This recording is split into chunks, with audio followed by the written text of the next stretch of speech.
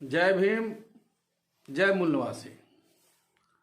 दोस्तों, आज मैं वैसे महान शख्सियत की जयंती पर पुष्प अर्पित करने जा रहा हूं, जिनका नाम युगों युगों तक स्वर्ण अक्षरों से लिखा हुआ रहेगा, जिनके संघर्ष का परिणाम स्वरूप हमारे देश के महिलाओं को शिक्षा का अधिकार एवं मुक्ति मिला है।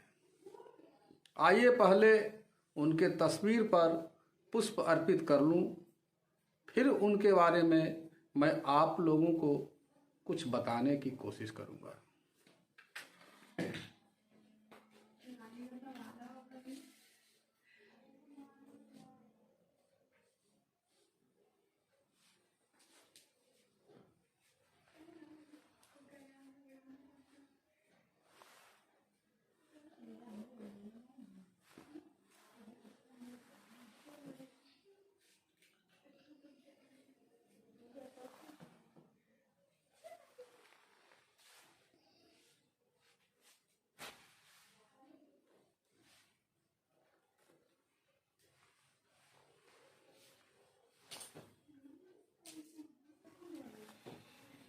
हाँ दोस्तों, तो मैं अभी जिस शख्सियत को नमन करते हुए पुष्प अर्पित कर रहा हूं, वो कोई और नहीं बल्कि देश के प्रथम शिक्षिका राष्ट्रमाता सावित्रीबाई फुले है,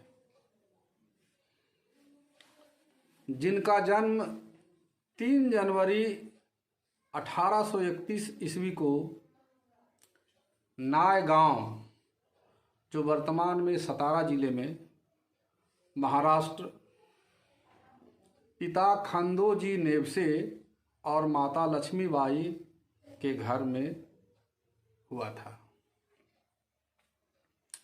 9 वर्ष की उम्र में उनका विवाह पुणे के पिता गोविंदराव एवं माता चिमनाबाई के घर में जन्मे ज्योतिबा फूले के साथ हुआ था। विवाह के बाद ज्योतिराव फूले ने सावित्रीबाई को पढ़ाना आरंभ किया था। उस दौर में किसी महिला का शिक्षा प्राप्त करना एक प्रकार से पाप करने जैसा समझा जाता था। फलतः ज्योतिराव फूले का विरोध शुरू हो गया, लेकिन उन्होंने हार नहीं मानी और चोरी छिपे पढ़ाना लिखाना जारी रखा। सावित्रीबाई और ज्योतिबा की एक रिश्तेदार, जिसका नाम सगुनाबाई था, वो खेत पर ज्योतिबा को दोपहर में खाना देने जाती थी।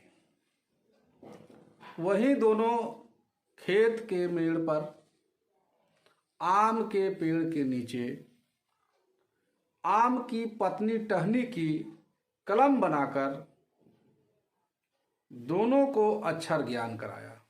किसे मालूम था कि उस खेत की जमीन में धूल पर उकेरे गए पहले अक्षर एक तेजस्विनी अग्नि को जन्म देने वाले थे, जिसे समाज में व्याप्त भेदभाव, बंदिशें और गैर बराबरी की कलुष भेड़ियों को जलाकर महिलाओं एवं वंचित समाज के लिए विकास का एक राजपथ तैयार करना था, जिस पर चलते हुए वे सिर उठाकर और आत्मगौरव के साथ जी सके।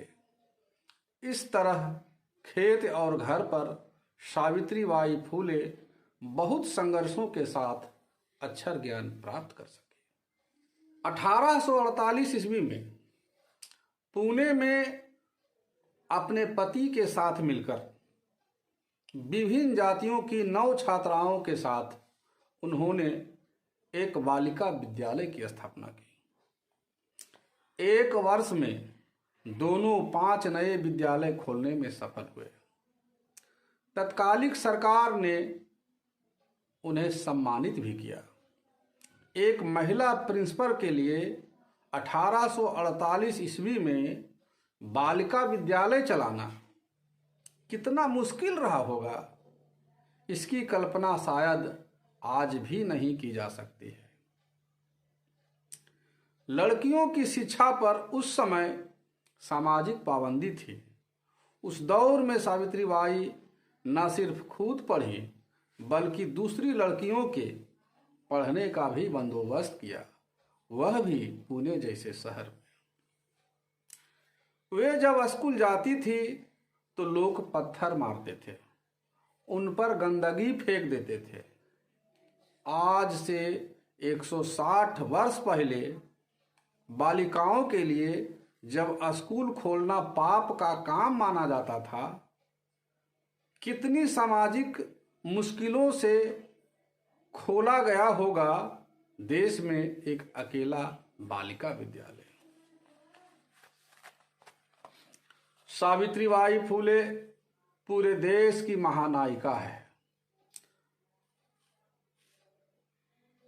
हर घर, बिरादरी और धर्म के लिए उन्होंने काम किया है। जब सावित्रीबाई कन्याओं को पढ़ाने के लिए जाती थी तो रास्ते में उन पर लोग गंदगी, कीचड़, गोबर, विष्ठा तक फेंका करते थे। सावित्रीबाई एक साड़ी अपने थैले में लेकर चलती थी और स्कूल पहुंचकर गंदी कर दी गई साड़ी बदल लेती थी। अपने पथ पर चलते रहने की प्रेरणा बहुत अच्छे से देती है। सावित्रीबाई ने 19वीं सदी में छुआछूत, सती प्रथा, बाल विवाह और विधवा विवाह जैसी कुरीतियों के विरुद्ध अपने पति के साथ मिलकर काम किया। उन्होंने आत्महत्या करने जाती हुई एक विधवा ब्राह्मण महिला काशीबाई की अपने घर में डिलीवरी कराकर उसके बच्चे जसवंत को अपने दत्तक पुत्र के रूप में गोद लिया। दत्तक पुत्र जसवंत राव को पाल पोसकर उन्होंने उसे डॉक्टर बना दिया। सावित्रीबाई और ज्योतिबा फुले ने 24 सितंबर 1873 को सत्यशोधक समाज की स्थापना की। इन्होंने विधवा विवाह की परंपरा भी शुरू की। इतना ही नहीं, सावित्रीबाई एक निपुण कवित्री भी थी। उन्हें आधुनिक मराठी काव्य की अग्रदूत भी माना जाता है। वे अपनी कविताओं और लेखों में हमेशा सामाजिक चेतना की बात किया करती थी। 10 मार्च 1897 को प्लेग के कारण सावित्रीबाई फुले का निधन हो गया। प्लेग महामारी में उसने प्लेग मरीजों की सेवा करती थी।